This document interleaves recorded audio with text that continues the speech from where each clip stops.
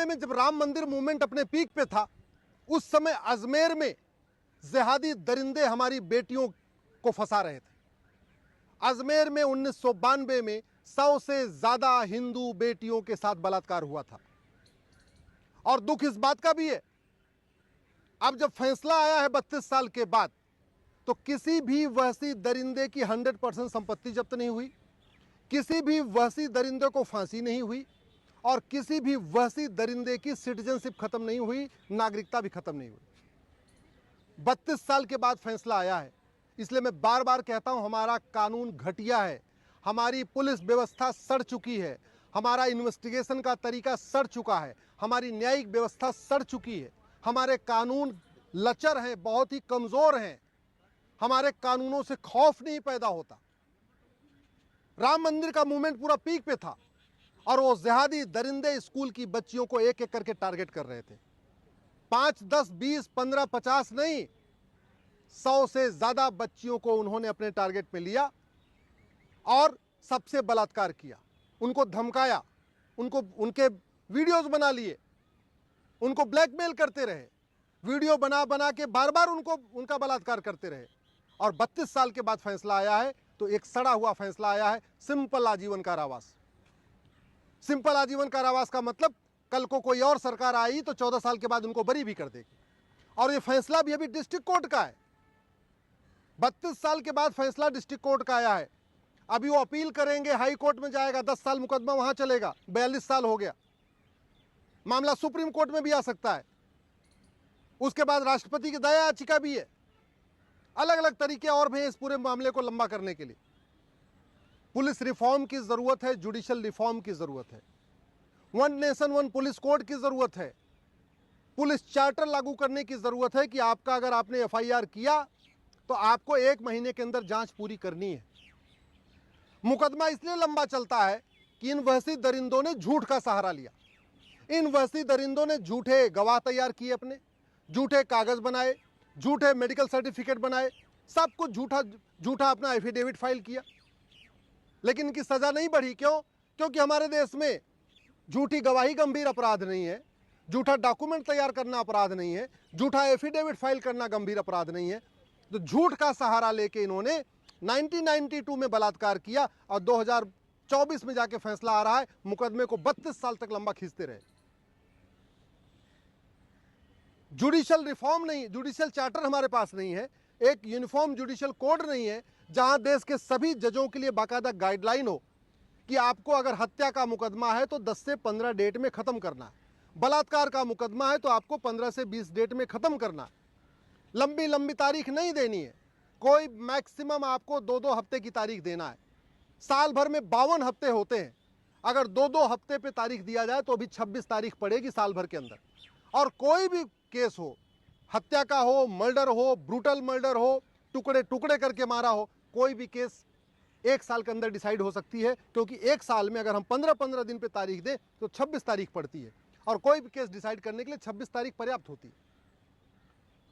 इन वैसे दरिंदों ने सारे झूठे गवाह इकट्ठा कर लिए, और वो झूठी गवाही क्यों उन्होंने दिया? क्योंकि झूठी गवाही देना अपराध नहीं है। इन वैसी दरिंदों ने झूठे एफिडेविट फाइल किए, क्योंकि भारत में परजरी गंभीर अपराध नहीं है, भारत में चीटिंग गंभीर अपराध नहीं है, भारत में फ्रॉड गंभीर अपराध नहीं है, भारत में फोर्जरी करना गंभीर अपराध नहीं है, भारत में परजरी करना गंभीर अपराध नहीं है। न झूठ बोलना गंभीर अपराध है, न झूठी जांच करना गंभीर अपराध है, न झूठा हलफनामा देना गंभीर अपराध है, न झूठी गवाही देना गंभीर अपराध है। तो सारा झूठ का सहारा लिया और मुकदमे को उन्होंने 32 साल खींच दिया। अभी हाई कोर्ट बचा हुआ है, सुप्रीम कोर्ट और बचा हुआ है। इन वैसी दरिंदों ने झूठे कागज तैयार किए अपने बचाव के लिए। क्यों? क्योंकि भारत में झूठा डॉक्यूमेंट बनवाना अपराध ही नहीं है। आप झूठा आधार बनवा लीजिए, झूठा राशन कार्ड बनवा लीजिए, झूठा ड्राइविंग लाइसेंस बनवा लीजिए, झूठा बर्थ सर्टिफिकेट बना लीजिए। आपकी उम्र 30 साल की है, आप अपनी उम्र 18-17 साल दिखा लीजिए झूठे कागज के जरिए, कोई गंभीर अपराध ही नहीं है। इन वैसी दरिंदों ने खूब झूठे कागज भी तैयार कर लिए, झूठे मेडिकल सर्टिफिकेट भी तैयार कर लिए, पैसा इनके पास स्थायी था।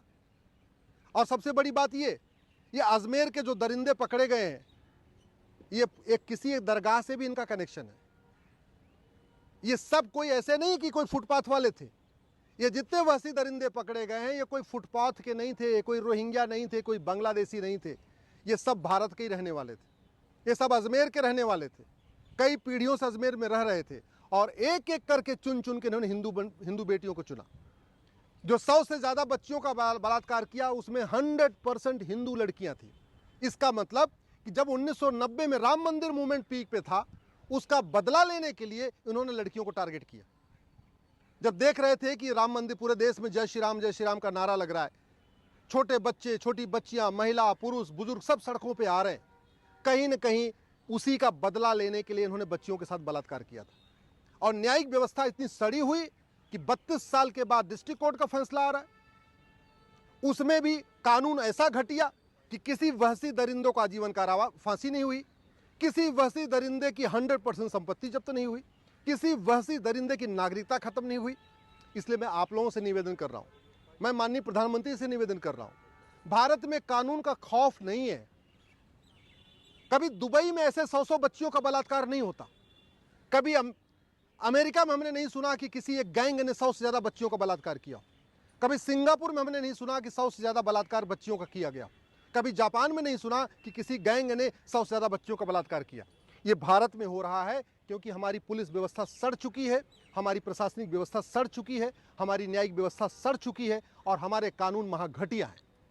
हमारे देश में कानून का खौफ नहीं है, इसलिए सामूहिक बलात्कार भी होता है, बलात्कार के बाद हत्या भी होती है, ब्लैकमेल भी होता है, वीडियो भी बनाया जाता है, क्योंकि खौफ नहीं पैदा होता।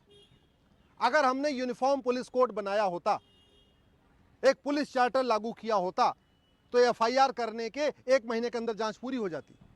अगर हमने जुडिशियल चार्टर लागू किया होता कि जज साहब के लिए साल भर के अंदर फैसला देना अनिवार्य है, तो 92 में बलात्कार हुआ और 93 में इनको सजा हो जाती, 93 में इनको सजा हो जाती।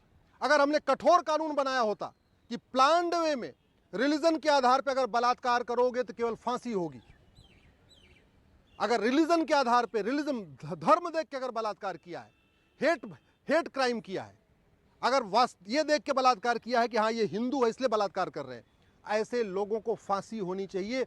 और अगर फांसी ना हो तो अंतिम सांस तक जेल में रखने की व्यवस्था होनी चाहिए और इनकी नागरिकता खत्म होनी चाहिए।